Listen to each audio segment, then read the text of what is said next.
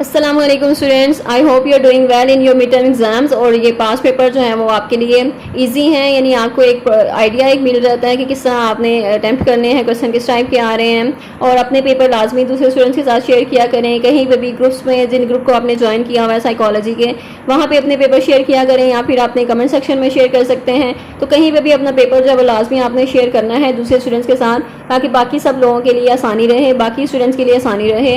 और जिस तरह आप शेयर करेंगे उस तरह आपको देखकर दूसरे स्टूडेंट्स भी मोटिवेट होंगे, वो भी शेयर करेंगे। तो इस तरह आप ज़्यादा जो है वो स्टूडेंट ज़्यादा से ज़्यादा शेयर करेंगे तो आपके लिए आसानी हो जाएगी। आपको वो पेपर मिल जाएंगे जो आपके पेपर होंगे और जिनका एक आइडिया आपको नहीं मिल रहा, या फिर आपको कहीं से भी क्वेश्चन पेपर नहीं मिल रहा। तो अगर आप अपने शेयर करते रहेंगे पेपर, तो लाजमी आपको भी जो पेपर आपका होगा वो भी आपसे शेयर कर दिया जाएगा।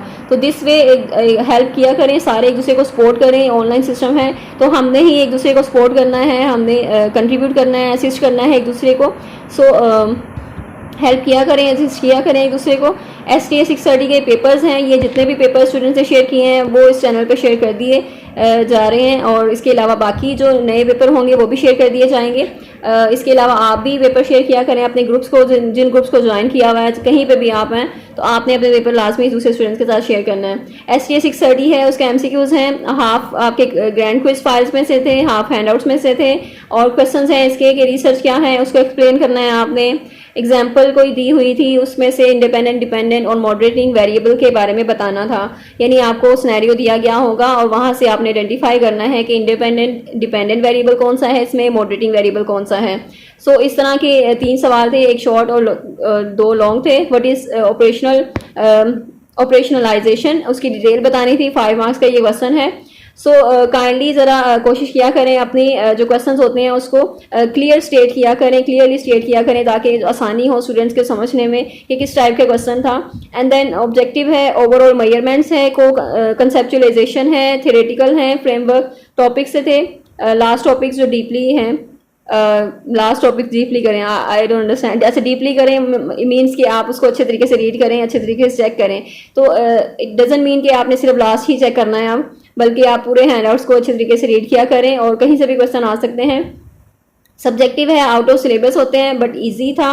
एंड हैंडआउट्स रीड करें। तो सब्जेक्टिव है next, suggest qualitative research is best और क्वांटिटेटिव फॉर रिसर्चर। तो या आपने बताना है कि क्वालिटेटिव रिसर्च बेटर है या क्वांटिटेटिव बेटर है। और ये आपको यानी आपने हैंडआउट्स रीड किए होंगे, देन ही आपको एक आइडिया होगा किस टाइप की रिसर्च बेस्ट रहती है और किसके लिए बेस्ट रहती है, और आपने किस टाइप की रिसर्च करनी है, क्वांटिटेटिव करनी है या क्वालिटेटिव करनी है। नेक्स्ट है शांजी एथिक्स पर रिसर्च कर रही थी, उसको कौन सा लिटरेचर रिव्यू करना चाहिए। तो ये भी कंसेप्चुअल क्वेश्चन है। अगर आपके कॉन्सेप्ट्स क्लियर हैं देन आप इसको अटेम्प्ट कर सकते हैं। 5 मार्क्स का क्वेश्चन है। कॉन्सेप्ट्स की जरूरत नहीं ज़रूरी है, कॉन्सेप्ट्स क्यों ज़रूरी हैं। तो 3 मार्क्स का ये क्वेश्चन है, ये भी कंसेप्चुअल क्वेश्चन है, ये आपने बताना है कि क्यों ज़रूरी होते हैं। And then value of research, 3 marks उसके हैं। क्या रिसर्च सिर्फ बिजनेस में हेल्पफुल है, या अगर है तो क्यों, और अगर नहीं है तो क्यों नहीं है। तो ये भी 5 मार्क्स का क्वेश्चन है। अगेन ये पूरा पेपर ही कंसेप्चुअल है। तो ये कभी तो इस तरह होता है, ज़्यादा क्वेश्चन कंसेप्चुअल होते हैं, कभी हैंडआउट्स में से कंसेप्चुअल मिक्स होते हैं, कभी ज़्यादा हैंडआउट्स में से आते हैं। तो आपने हैंडआउट्स भी प्रिपेयर करने हैं, आपने कंसेप्ट्स भी अपने क्लियर करने हैं। एग्जैक्ट स्टेटमेंट याद नहीं है बट यही क्वेश्चन से चलिए कोई बात नहीं, थोड़ा सा क्लियरली स्टेट तो है, क्वेश्चन की समझ आ रही है कि किस टाइप के क्वेश्चन है। नेक्स्ट है STA 630 MCQs, half from file grand quiz से थे और हाफ हैंडआउट्स में से। अच्छा, ये सेम वही पेपर है, रिसर्च है, इसमें एग्जाम्पल और ऑपरेशनलाइजेशन। अच्छा, इंपॉर्टेंस, अच्छा डेटा एनालिसिस में है, डेटा एनालिसिस के बारे में क्वेश्चन है, importance of hypothesis with examples. And then next paper है MCQs quite easy and from handouts, short question है related to job satisfaction, correlation and casual और हाइपोथेसिस में डिफरेंस क्या है। एंड लॉन्ग क्वेश्चन में था why extraneous variable should be identified by the researcher, in what cases researcher can conceal purpose of the study. So ये long question है। And next paper है explain participant observation and non participant observation.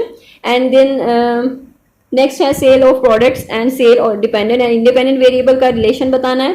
एक statement थी जिसमें independent variable, dependent variable, moderating को आपने identify करना है। ये क्वेश्चन दोबारा है, आ गया। एंड देन रिपीट हो रहा है, यानी सोर्सेज ऑफ थ्योरेटिकल फ्रेमवर्क क्या है। एंड नेक्स्ट MCQs हैं कुछ, ऑपरेशनलाइजेशन में क्या चीज़ होती है, तो काफ़ी डिफिकल्ट सा वर्ड है। नेक्स्ट है सेकंड भी ऑपरेशनलाइजेशन है, और उसमें वेरिएबल को आइडेंटिफाई करना है आपने। रिसर्च क्या है, फर्स्ट स्टेप थ्योरेटिकल फ्रेमवर्क में क्या है, तो ये डिफरेंट जो है एमसीक्यूज हैं उसको चेक कर लें आप, जो आपके पेपर में रिपीट हो सकते हैं। रोल ऑफ हाइपोथेसिस क्या होता है, एमसीक्यूज फोकस ग्रुप डिस्कशन पे था। Ethically unethical activity which is included in research parties. अच्छा, next dash is not measured by scale, dash is least powerful scale. तो ये कुछ एमसीक्यूज हैं, इसको चेक कर लें। नेक्स्ट है difference between confidentiality and anonymity. Justify scientific knowledge is empirical in nature. Why ethics are important for researcher. Why a researcher should identify extraneous variables। तो again ये कंसेप्चुअल क्वेश्चन ज़्यादा है इसमें।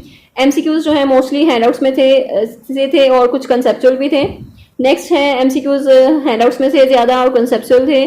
3 डायमेंशन ऑफ जॉब सेटिस्फेक्शन क्या है, 3 characteristics of hypothesis क्या है, theory remains speculation until it is proved, you are agree or disagree why।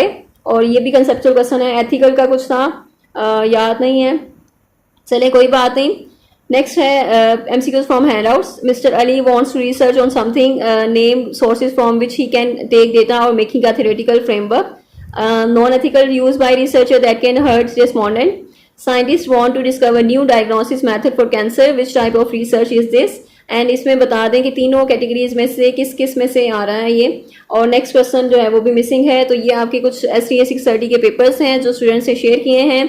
अपने पेपर भी काइंडली शेयर किया करें, ना कि दूसरों के सिर्फ देखा करें, बल्कि खुद भी एफर्ट किया करें थोड़ी सी, और थोड़ी हेल्प करने की कोशिश किया करें। दूसरे लोगों की भी, दूसरे स्टूडेंट्स के बारे में भी सोचा करें, ना सिर्फ अपने आप के बारे में सोचें बल्कि दूसरों के बारे में भी सोचें। इस तरह आपकी भी हेल्प हो सकती है अगर आप दूसरों की हेल्प करने की कोशिश करते हैं तो। So kindly share this message with other students, share this paper with other students, and don't forget to subscribe and press the bell icon ताकि बाकी जो नई वीडियोस की अपडेट हैं वो भी आपको फौरन मिलती रहे। इसके अलावा आप इस चैनल पे जो प्रीवियस पेपर हैं, प्रीवियस सेमेस्टर के पेपर जो मिड टर्म के हुए हैं वो भी चेक कर सकते हैं। So thank you so much. दुआ में याद रखें, अपना बहुत सा ख्याल रखें। अल्लाह हाफिज़।